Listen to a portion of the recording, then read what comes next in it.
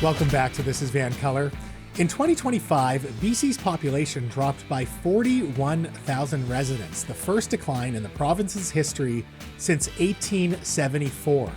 This is a big deal, a dramatic reversal after years of rapid population growth and intensifying housing demand across BC. And some of the folks who are leaving just got here. So what's going on? Here to discuss is the director of Simon Fraser University's City Program, the Duke of Data, and noted BC Supreme Court housing expert, Andy Yan. Andy, hello. Hey, Mo. How you doing? So nice to see you. So we're hearing these stories about immigrants leaving British Columbia. Is this just noise or is there actual trend? It's very real. And I think it's important to actually begin with understanding what immigrants we're talking about, because of course there are two major types. There's the permanent immigrant, permanent immigrant, and then also non-permanent residents. Right, and like students. Like students and temporary foreign workers. Right.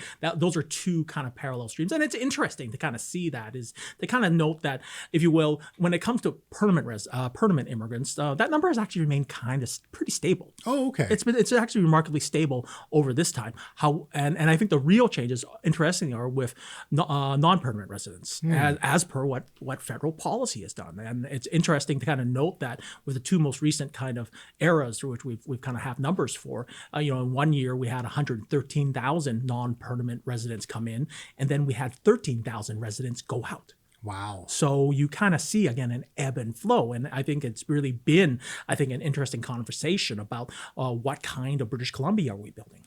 So the permanent residents, or the people that were wanting to stay here more permanently, when they're leaving, are they leaving because of the affordability crisis that we all suffer from, or are they leaving because the job opportunities aren't here? Well, I think it's one of the interesting things is that for the permanent residents, you can also kind of have this issue of the opportunities aren't here, and the costs are high, that they're going through their burn rate, that it's really, I think, an element of really why should they stick around if it costs so much to be here in British Columbia, but yet the return just isn't there.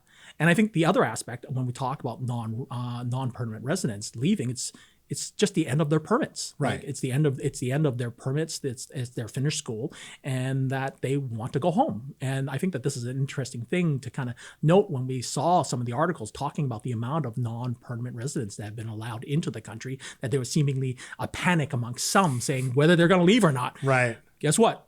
They're leaving. Yeah, they left. They left. They're left, and then they're what they've left is also a gap in terms of our economic capacity in this province. Yeah. And I think that this kind of leads to some, again, ongoing challenge when we talk about labor, but then also talk about the province we're trying to create. Are a lot of these immigrants overqualified for the job? Because if you're saying that, there's just a lack of job opportunities, is it because that they're not getting the sort of professional positions that maybe they thought they would get here? Well, I think that also touches upon the kind of immigrants we are bringing into Canada.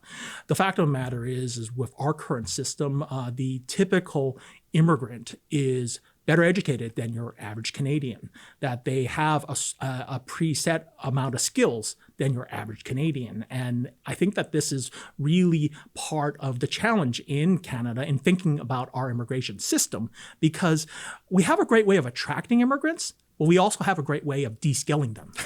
Based upon some of the stats that we do have when we talk about overqualification, and overqualification is really in one of these studies is defined as having a job that you have a university degree, but you have a job through which is really meant for somebody with a high school diploma. And the numbers are actually pretty stunning in terms of how, on average, 38% of immigrants who don't have a degree from a Canadian university, but yet have a bachelor's degree, are overqualified. Wow. So, that's over a third of immigrants overworking. It's just controlled by a whole bunch of other factors that really are overqualified for what they're doing, and yet brought into the country or allowed into the country. And I think that this is really, part of the ongoing challenges of actually understanding who we are and the immigration process in our country. So when we think of stakes, it sounds like we do need immigrants, because I know that in a year, more British Columbians die than are born, right? Yep. So in order to feed the labor market and a growing economy,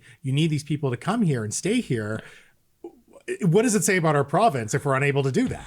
Well, I think that what it does is it talks about how it's one of those it's one of those provinces where that seemingly you can come but you can't stay. that it is it's the inverse of the Hotel California. If you will, that you go through this entire process of education, of immigration, but yet when you come and you try to economically incorporate into a profession that you're trained for, or that you're really and trying to kind of make your way through life in British Columbia, you can't. Yeah. And it's particularly, I think, a bigger challenge in terms of housing, but then I think it's also about the cost of living. Yeah. And how between those two, the kind of burn rate it has for these immigrants, because these are also immigrants who have a bit more resources than, say, prior generations of immigrants in terms of human capital, but certainly financial capital. And yet that amount that they have is not infinite. And I think once they reach a certain point through which they have burned through the kind of startup capital they have to be in British Columbia, or as they do it, as they see the burn and not the return. That's a terrible rhyme. The burn and not the return. They look at other opportunities throughout the country, or certainly even outside of Canada. And this is bad for us because we need doctors, we need nurses, we need people to work and grow the economy ultimately. So it affects all of us. Well, those are also areas where self-service is not a great option. No, it definitely isn't. Andy, Yan, I appreciate your time tonight. Thank you so much. Always a pleasure. Folks, that's our show. Thank you so much for watching, and thank you to Regional Chief Terry Teegee and the Duke of Data, Andy Yan, for tonight's program. We covered some big topics tonight. If you have any thoughts, I'd love to read them. Shoot me an email, mo@thisisvancolour.com. Also, find me on the socials @VanColour. Until next week, stay colorful. Peace.